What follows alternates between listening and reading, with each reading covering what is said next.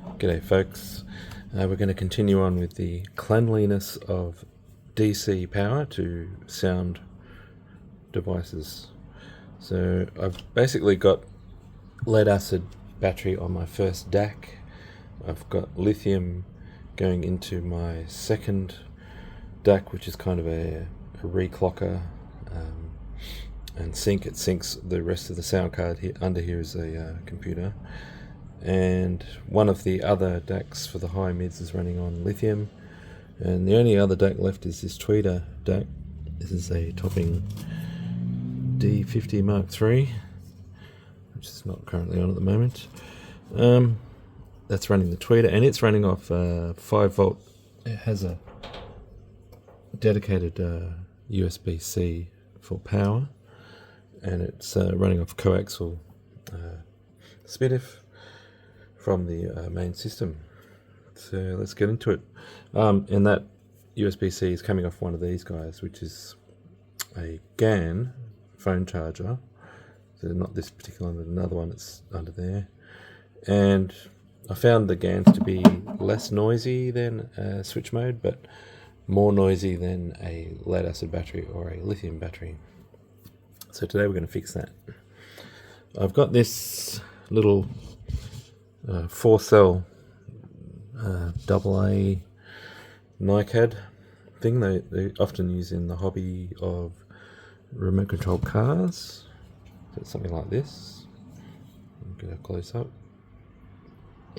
So yeah, 4 cells, and it's comes around 5 volt, a bit over, and I've daisy chained in this USB cable, which is a USB A to C.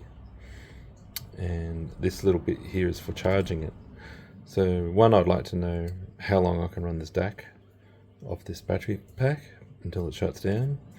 Another thing I'd like to know is, can I run in supplemental power to keep it topped up? And I did a bit of research using the usual ChatGPT tools and things like that.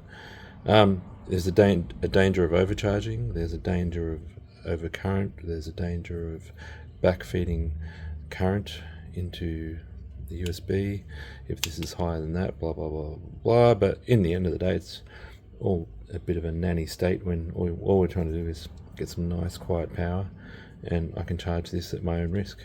So I left the charging nub on here so I can use the proper charger. So first thing to try is, will it power? And I did an experiment with this thing. This is just for an Xbox battery pack or something, and yes, we got power to it. And I also did a test on this little nub here. 5.2, oops, sorry, that slipped. 5.27 volts on the pack at the moment, and when I plugged it into that device, it was drawing some power. I'm not actually charging a battery in it, but just something little, taking a little bit of load. 5.24, so tiny little voltage drops when you plug it into things. So let's give it its first test. I'll just unplug this to make it easier to look at. There we have the dot saying it's in standby. Press the button, turns on. So far so good. It's looking for the coax signal, but it's not going to get it. So unlock it basically means no lock. I was trying to work out what they meant. Yeah, so no coax detected. Let's see what the voltage drop is doing there.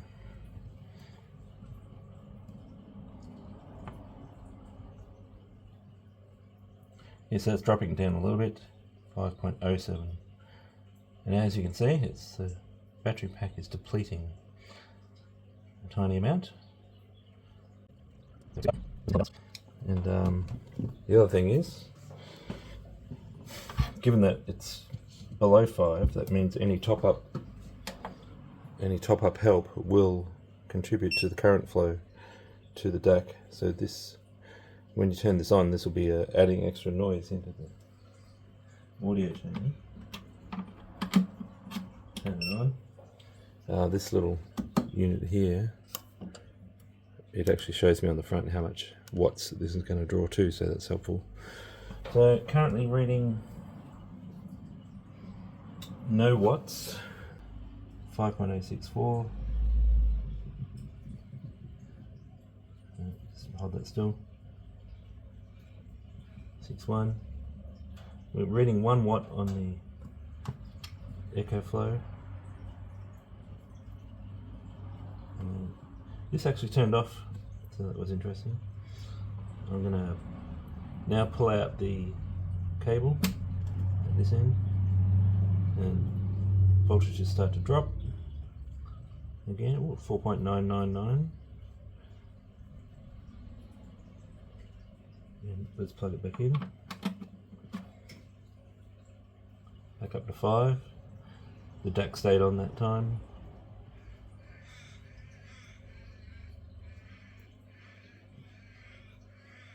One watt.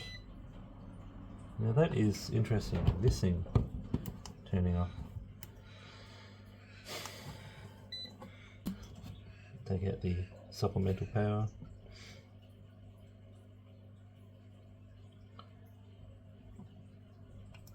And the DAC did turn off, but I don't think the DAC likes the power interruptions or fluctuations. Putting it back in, 5. Or maybe it just turns off because there's no signal to the coax. I guess I've got to do my first listen on pure battery, and I can control this supplemental power remotely. I won't be able to monitor the voltage though, so I might just leave it in there for a while, 10 minutes, 20 minutes, and see what voltage we get to and whether the thing stays on. Alright, that's the end of that one. Oh, just went off. So it went into standby, so it didn't go off. I think it's just, hey, I thought we were going to do a music session, I've got coax ready, and then it sits there for like 2 minutes and then it turns off. I don't think it's a voltage thing. Alright.